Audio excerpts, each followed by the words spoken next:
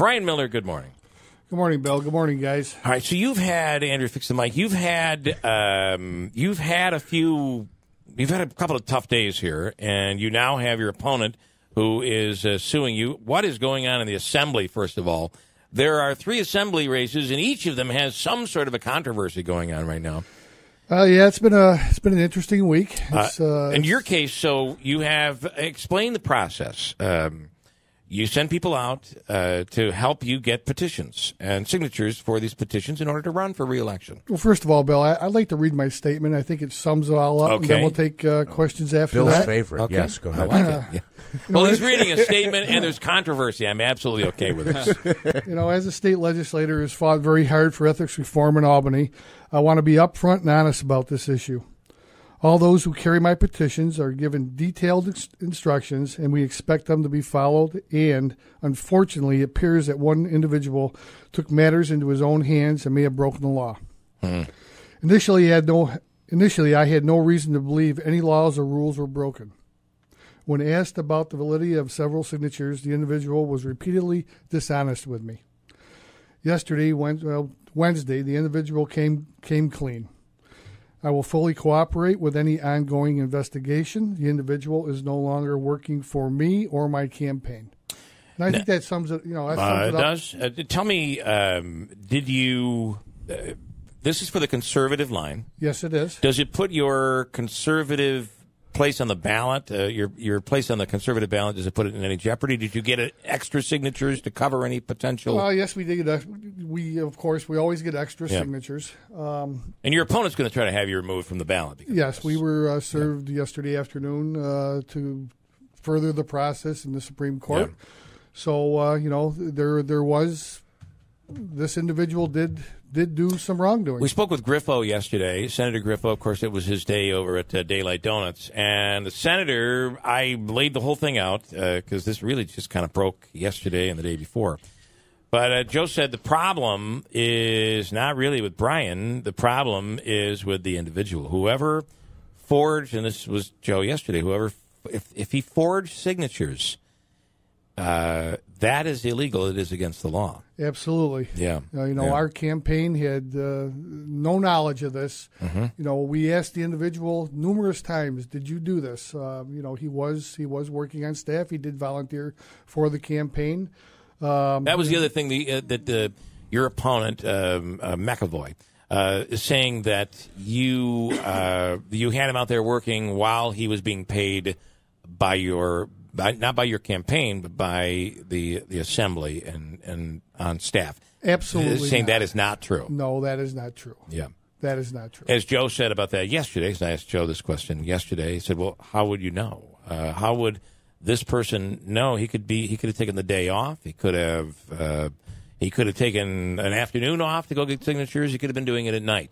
There would be no way that he would even know that. But you're saying he was not on he was not on the clock. He was not on the clock while he was out volunteering to obtain signatures. Sure. And it is common for people that work for an assemblyman or a politician. It's common for them to go out and grab signatures. Right.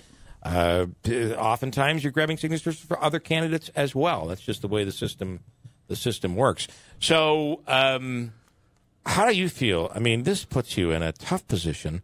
We all like making the news, but you don't like making the news in a negative fashion and giving your opponent the opportunity to go out and talk and run with it. Talk that we're running a dishonest campaign. We don't do that. People who know me know we're honest. We're upfront. Again, this individual took it on his own to be a rogue signature obtainer. Yeah, that's what he did, and it was very disheartening. And it really saddened us that this individual, this young man, lied to us. So, what did he just get sick of walking around and just started?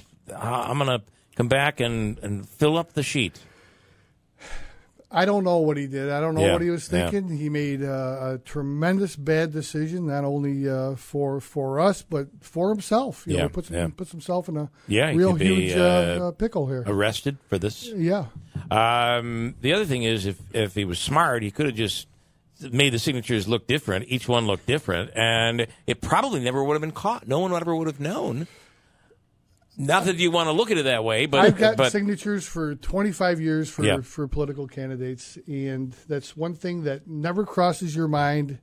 Going out and forging somebody's signature on there, you're signing a sworn statement on the bottom of witness, that making it very clear. That's right, and it explains everything very clear. Mm-hmm. I don't know what he was thinking. Yeah. You know, I had my son in the car last night, and he's asking me what's going on, Dad. Something's going on here. Yeah. Because he made his picture was on City and State also, which leave my son and my family out of this. Wow. Thing. But I was explaining to him. In what context did they have your son in a picture? Was it a picture that included you? It was a picture of me taking my oath, and my son's holding the Bible. Okay. So. Yeah. But, he's asking me what's happening, so I explained to him. And he goes, Dad, why would anybody do that? He's 13. He gets it. Right. Well, especially the signature process is the most, it's critical, and it's the one thing that most opponents will scrutinize and go after. So for this person to have thought that it maybe could get away with it, I don't know. I don't know. And, that's behind us now. Yeah. We're moving on. I know we have to go. So he did work on your staff, either locally or in Albany? He worked on our staff in Albany. Okay. Wow. Boy, he just destroyed his potential career. It's over. He's no longer with us. Yeah. And, that was his choice, and it was a bad choice on his part. Yeah. All right. Anything else you want to add to this? Because you've now been distracted thanks to this young man. No, we just want to move forward. Yeah. This is behind us. Again, we still got to go through the process. And ultimately, you're going to expect that your opponent is going to milk this that's what he's going to do. Well, that's about all he has. We're doing what we need to do out there in the district. We're doing what we need to do in Albany. Yeah. And. Now, is he filed in Orange County is where this was filed, right? Is that where he's from? No, he's from Otsego. That's County. what I thought. So why did he file in Orange, I wonder?